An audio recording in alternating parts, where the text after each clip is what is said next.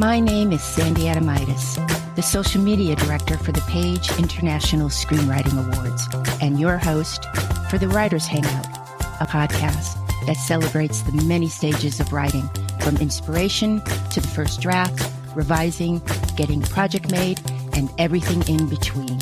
We'll talk to the best and the brightest in the entertainment industry and create a space where you can hang out, learn from the pros, and have fun. Hey writers, it's Sandy. I'm coming to you from Studio City, California, the crown jewel of the San Fernando Valley, where I am on the third day in a row with a song stuck in my head. Does anybody want to guess what the song is? Anybody? Bueller?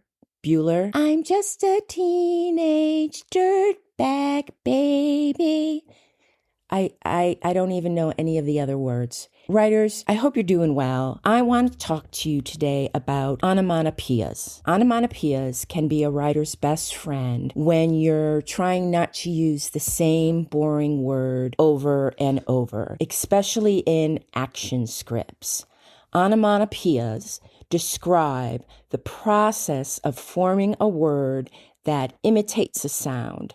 For example, boom, pow, splat. And for you screenwriters out there, it's great to have in your back pocket, especially when you're writing action scenes. Now, here are my 8 top onomatopoeias to level up your action sequences. Number 1, kaboom, K-A-B-O-O-M. The loud, sudden sound of an explosion, crash, or dramatic, disruptive event. For when you really need to go big, use kaboom. Think of Michael Bay, 1996, The Rock. Pure 90s blockbuster style. Number 2, clang. When you read the word clang, can't you just feel 2 blades hitting each other during medieval times? By the way, for me, armored up sword fighting, I can watch that. Up close and personal knife fights, I can't. Especially how advanced the slicing sounds are in film and television these days. It really creeps me out. So clang, it screams metallic. Great word if you're writing a sword fight, and it also helps you quickly describe something like if you have pipes in a room, in a submarine, or iron gates. Number 3, vroom, V-R-O-O-O-M.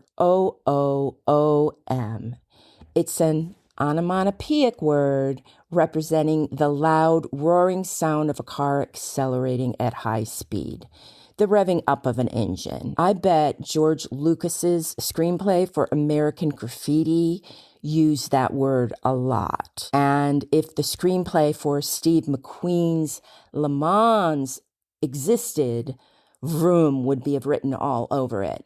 And writers, I know what you're thinking. Way to go with those modern movie references. Number 4, whack. W-H-A-C-K means to strike something with a hard, resounding blow. Great word for any fight scene, especially if you are Negan, played by Jeffrey Dean Morgan of The Walking Dead.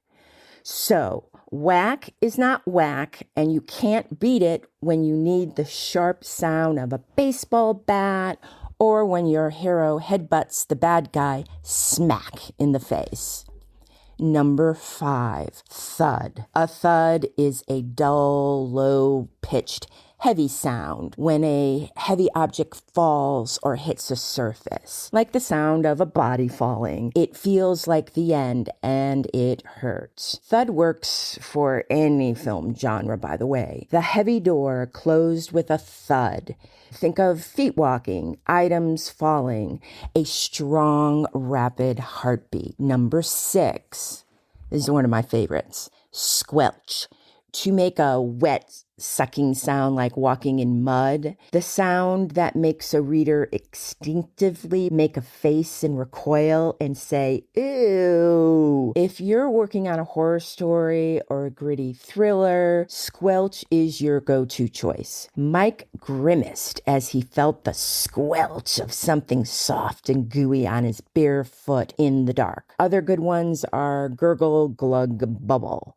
Liquid flowing, drinking rapidly. Number 7, whirl. A whirl is a continuous, low-pitched humming, buzzing, or fluttering sound produced by something moving rapidly. I'm thinking if you are writing sci-fi or anything involving escalating machinery, maybe use it for a surveillance scene using drones. The sky is the limit. Writers, last but not least, number 8, rat-a-tat-tat. Sounds like a really old-timey word. I agree. But if you want your reader to hear an automatic weapon fire, it's a workhorse of a word. I like it better than gunfire! But it is not a hill I would die on. Here's a sentence. The silence was broken by the sudden rat-a-tat-tat of machine gun fire. Also, rat-a-tat-tat is good for knocking on doors. She knocked on the heavy wooden door with a loud rat-a-tat-tat. Writers, there are so many of these words out there. Go do a deep dive and make your own list to spice it up for the reader, actor, or exec. Thank you for listening. I am so grateful I get to talk with you guys every week, because if you weren't there, it would just be me talking to my cat, Sophie Jo. And to be honest, she's not a very good listener. And that's a wrap for the Writers Hangout. Thanks so much for listening. If you enjoyed the show, please take a moment to leave us a review on Apple Podcasts.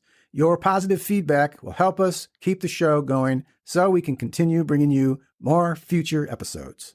Remember, keep writing. The world needs your stories. The Writers Hangout is sponsored by the Page International Screenwriting Awards with executive producer Kristin Overn, producer Sandy Adomaitis, and myself, Terry Sampson. And our music is composed by Ethan Stoller.